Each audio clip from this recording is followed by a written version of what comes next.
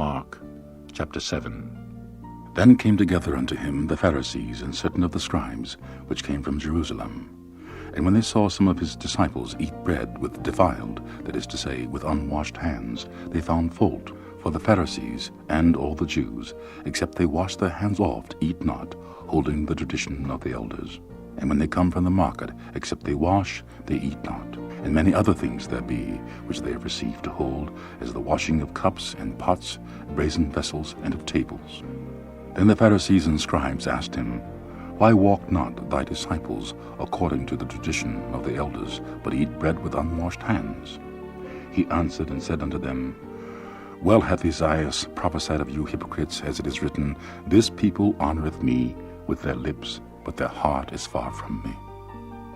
Howbeit in vain do they worship me, teaching for doctrines the commandments of men. For laying aside the commandments of God, ye hold the tradition of men, as the washing of pots and cups, and many other such like things ye do. And he said unto them, Full well ye reject the commandment of God, that ye may keep your own tradition. For Moses said, Honour thy father and thy mother, and whosoever curseth father or mother, let him die the death. But ye say, If a man shall say to his father or mother, It is Corban, that is to say, a gift, by whatsoever thou mightest be profited by me, he shall be free. And ye suffer him no more to do aught for his father or his mother, making the word of God of none effect through your tradition, which ye have delivered, and many such like things do ye. And when he had called all the people unto him, he said unto them, Hearken unto me, every one of you, and understand. There is nothing from without a man, that entering into him can defile him, but the things which come out of him, those are they that defile the man. If any man have ears to hear, let him hear. And when he had entered into the house from the people, his disciples asked him concerning the parable. And he saith unto them, Are ye so without understanding also? Do ye not perceive that whatsoever thing from without entereth into a man, it cannot defile him? Because it entereth not into his heart, but into the belly, and goeth out into the draught, purging all meats. And he said, That which cometh out of the man, that defileth the man.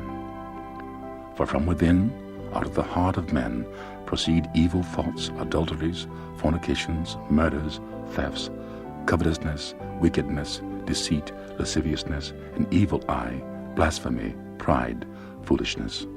All these evil things come from within, and defile the man. And from thence he arose, and went into the borders of Tyre and Sidon, and entered into an house, and would have no man know it, but he could not be hid. For a certain woman, whose young daughter had an unclean spirit, heard of him, and came and fell at his feet. The woman was a Greek, a Syrophoenician by nation, and she besought him that he would cast forth the devil out of her daughter. But Jesus said unto her, Let the children first be filled, for it is not meet to take the children's bread, and cast it unto the dogs. And she answered and said unto him, Yes, Lord, yet the dogs under the table eat of the children's crumbs. And he said unto her, For this saying, Go thy way, the devil is gone out of thy daughter. And when she was come to her house, she found the devil gone out, and her daughter laid upon the bed. And again, departing from the coasts of Tyre and Sidon, he came unto the sea of Galilee, through the midst of the coasts of Decapolis. And they bring unto him one that is deaf, and had an impediment in his speech, and they beseech him to put his hand upon him. And he took him aside from the multitude, and put his fingers into his ears, and he spit, and touched his tongue. And looking up to heaven, he sighed, and saith unto him, Ephphatha, that is, be opened. And straightway his ears were opened, and the string of his tongue were loosed, and he spake plain.